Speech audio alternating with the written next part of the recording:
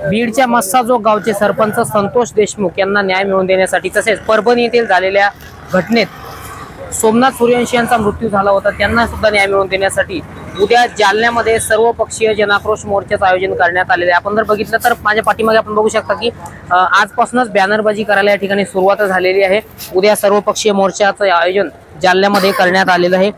बीड, त्यानंतर परभणी आणि त्यानंतर पुण्यामध्ये हा मोर्चा निघाला होता। मात्र उद्या आता पुन्हा एकदा जालन्यामध्ये जनाक्रोश मोर्चा निघणार आहेत। या मोर्चाचं आयोजन करण्यात आलेलं आहे। आपल्यासोबत काही समन्वयक आहेत। कशा पद्धतीने तयारी मोर्चाची झालेली? मोर्चाची पूर्णपणे तयारी झालेली आहे। आज परवा दिवशी पत्रकार परिषद घेऊन आम्ही लोकांना सुद्धा आव्हान जास्तीत जास्त संख्येने यायचं केलेलं आहे। DYSP साहेब पोलीस प्रशासनासोबत रूटची पाहणी असेल, स्टेज असेल, आज स्टेज टाकणं पण तिथं चालू झालेलं आहे आणि प्रत्येक खेडोपाडी कॉर्नर मिटिंगा या सगळ्या सर्व प्रत्येक गावागावात सर्कलमध्ये कॉर्नर मिटिंगा घेतल्या जात आहेत।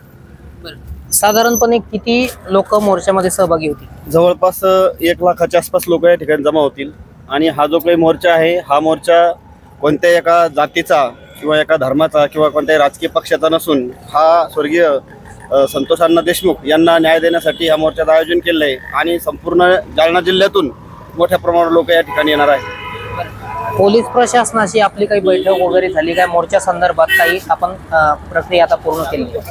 हो, पोलीस प्रशासनाचा सोबत सर्व बैठक वगैरे घेऊन झाली। रीतसर त्यांना निवेदन वगैरे देऊन या मोर्चाची त्यांना सर्व सूचना आम्ही देण्यात आल्या आणि त्यांनीही आम्हाला मार्गदर्शन केलं। छत्रपती संभाजी महाराज उद्यानपासून ते कलेक्टर ऑफिस अंबड चौफुली या ठिकाणी हा मोर्चा जाणार आहे। आपल्यासोबत अजून काही समन्वयक आहेत। कोण कोण नेते साधारणपणे या मोर्चामध्ये सहभागी होणार आहेत? या मोर्चामध्ये मराठा महासंघाचे राष्ट्रीय अध्यक्ष आदरणीय राजेंद्रजी कोंडरे, युवराज छत्रपती संभाजीराजे, सुरेश अण्णा धस, संदीप भैया क्षीरसागर, छावा संघटनेचे विजयकुमार घाडगे, छावा मराठा संघटनेचे किशोर भाऊ चव्हाण हे सुद्धा या मोर्चामध्ये सहभागी होऊन श्रद्धांजलीपर मनोगत व्यक्त करून ज्या आमच्या महाराष्ट्रभर मराठा क्रांती मोर्चाच्या माध्यमातून प्रत्येक जिल्ह्यामध्ये येत्या काळात होणाऱ्या मोर्चा संबंधी आंदोलनाविषयी माहिती विषद करणार आहे।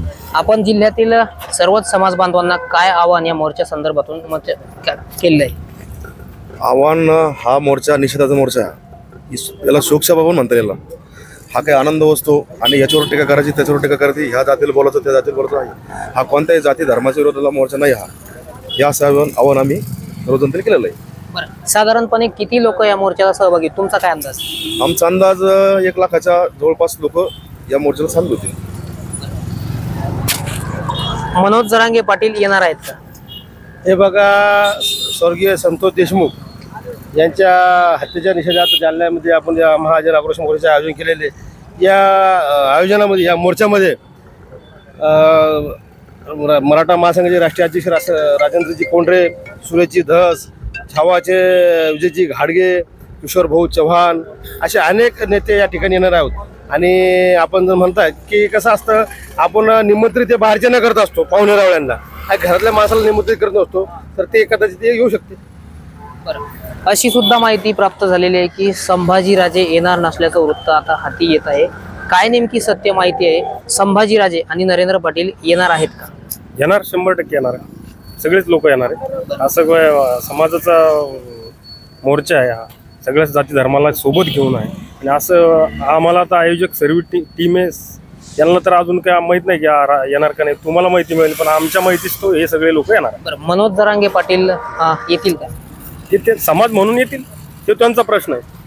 इथं काही काय लग्नाचा याचा कार्यक्रम थोडी म्हणून काय मूळ अशी पत्रिका वगैरे द्यायची, त्यांचा विषय तो येतील नाही येतील, पण हा कार्यक्रम यशस्वी होणार। तर नक्कीच आपण बघितलं की हे होते मराठा मोर्चाचे समन्वयक। उद्या या ठिकाणी मोर्चाचं आयोजन करण्यात आलेलं आहे। सकाळी 11 वाजता जालना शहरातील मोतीबाग परिसरातून हा मोर्चा सुरू होणार आहे आणि अंबड चौफुलीवर या मोर्चाचा समारोप होणार आहे। रामनाथ ढाकणे, TV9 मराठी, जालना।